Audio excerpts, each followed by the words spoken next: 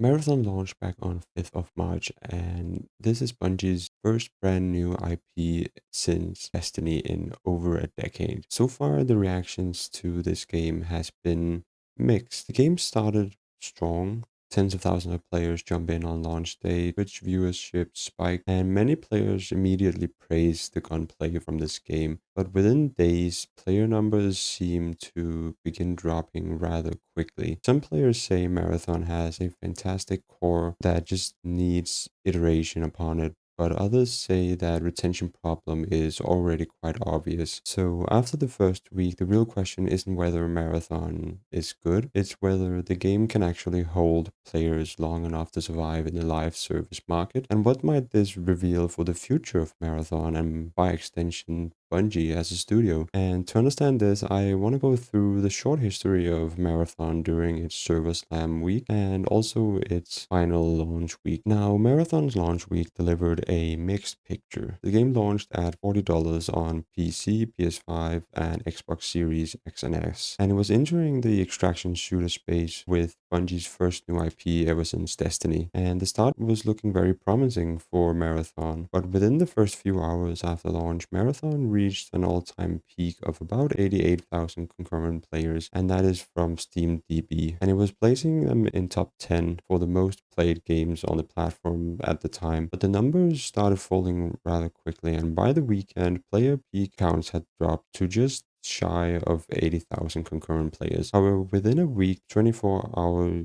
peak players settled to closer to about 56,000 to 60,000 players, and the live concurrent players now seem to fluctuate. And I have it pulled up right here. We can see like throughout the last week or so, they have been fluctuating, especially here on the 12th of March, from about the 20K to about the 60,000. But it seems like there is a recurring pattern with the 20,000 to 60,000 players. There's a sudden drop here, and I imagine that is because of some sort of maintenance that is. And we also have the Server Slam weekend, and that is especially interesting to look at because compared to the Server Slam weekend, they actually managed to hit an all-time peak of over 140,000 players. As you've seen, the numbers for the release date of Marathon was much lower than that. Though the Server Slam was free, so I imagine more players had the opportunity to try it out and see if it really was for them. But the $40 price tag is most likely the cause of this drop. But it also shows that quite a large sum of players actually dropped the game on launch day. Maybe they were picking it up during the weekend, but either way, the same level of excitement weren't really there on Twitch. Marathon briefly became the second most watched game on launch day before viewership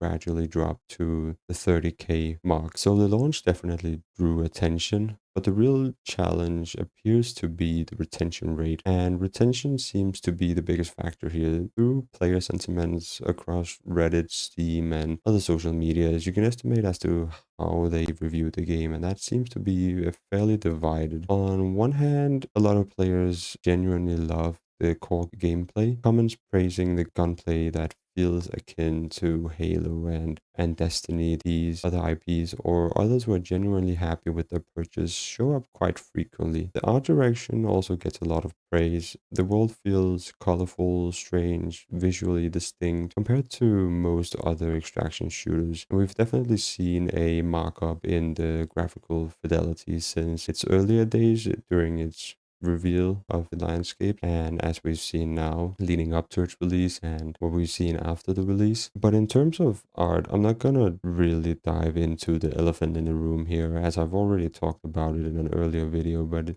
it seems that the controversies may have been solved, or at least laid to rest for now, and that players are content with the direction Marathon has taken the quite problematic issue at the time in. But at the same time, with players praising the game, criticism seems to be very consistent. By far the most common complaint is the UI. Many players seems to describe it as a cluttered experience and finding it very difficult to read it during especially combat, and they're complaining about things such as they're overloaded with icons, overloaded with text and visual effects showing up, and the now famous font slop seems to be popping up a lot, and that criticism has even turned into a bit of a running joke in the community. Another issue players often bring up is PvP pacing. Some matches reportedly have long stretches without combat, followed by a chaotic third-party fights where multiple squads suddenly collide with each other, and matchmaking can also take longer than expected. And at launch, there were no plans for duo lobbies, something many players were hoping for. Now, how Bungie plans to address these issues can only be speculated on, and I'm no developer, obviously, and I'm just bringing attention to it, but I would like to see how they plan to address the combat and how they manage to make it happen more often without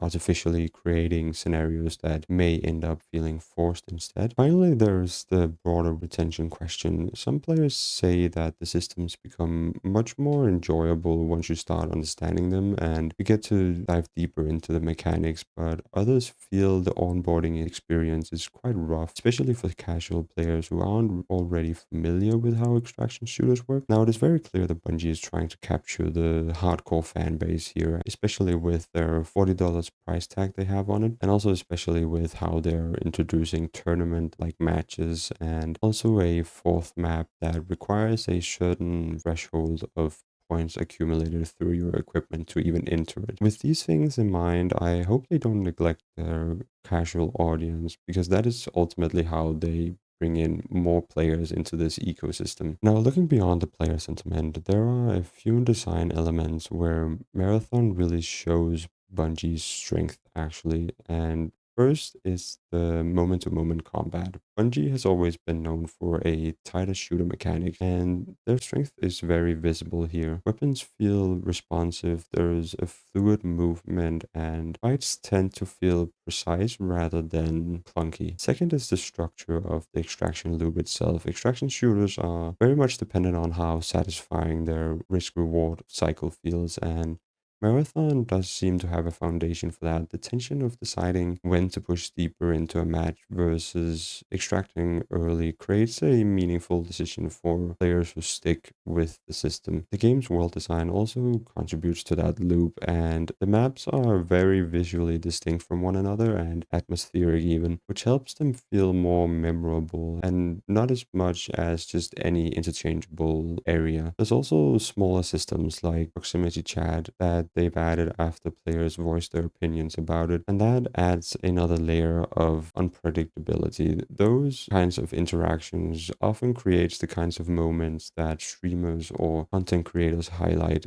whether that's unexpected alliances, betrayals, or just chaotic encounters between squad mates. And these moments, and I don't think I'm overstating this, but they help a game survive or at least grow massively. We've seen how games such as Arc Raiders gain mass appeal with its clips of prox chat, and other genres such as Repo, where voice chat adds a layer to the gameplay rather than sitting in a voice call through a third-party provider. So while the game clearly has rough edges, the mechanical foundation itself appears solid. The bigger question is whether Bungie can build a community strong enough to push through these first few weeks of mixed sentiment and keep players coming back for it. Throughout Marathon's first week, and to Bungie's credit, the studio has been fairly quick to respond to feedback and push updates out, and within the first week they actually pushed out a patch which introduced a number of early adjustments, including tweaks to solo difficulty, increased ammunition availability, several bug fixes, and some general balance changes overall. And Bungie have also acknowledged much of the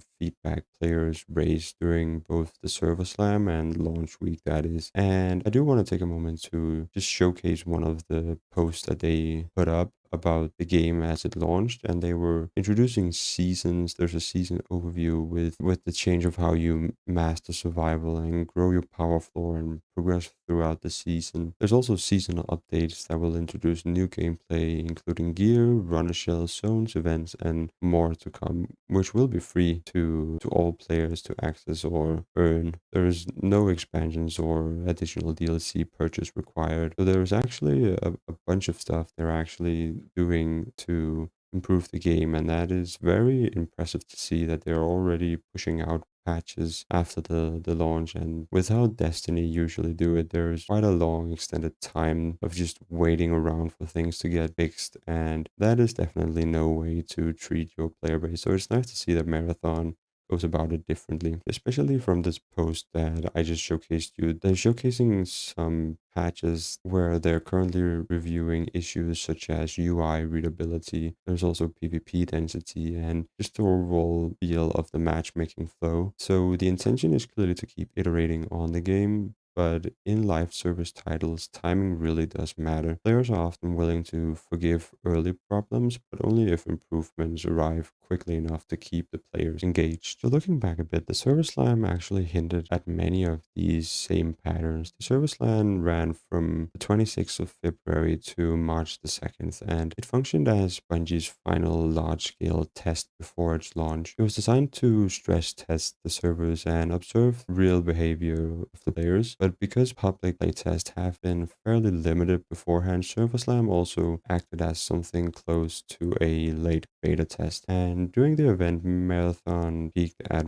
what I said earlier at about 140k on Steam. As I've also mentioned before, the player numbers drop very quickly. Now, some do say that that is very normal for a test event. Others believe that point to perhaps deeper retention challenges. Now, the launch week has happened. It seems like interpretations might have been partly correct, and it seems like Marathon is holding steady with their player count at least. What does this mean for Marathon itself? I believe there is a larger story here. What does this game mean for Bungie's future as well? With Destiny 2 now entering its ninth year, which is unusually a long lifespan for a live service shooter, it still has some loyal fans left. Its growth has stagnated and declined precipitously throughout the last few years. And at the same time, Bungie sits in a interesting position inside Sony. Back in 2022, probably the most insane acquisition happened where Sony acquired Bungie for $3.6 billion,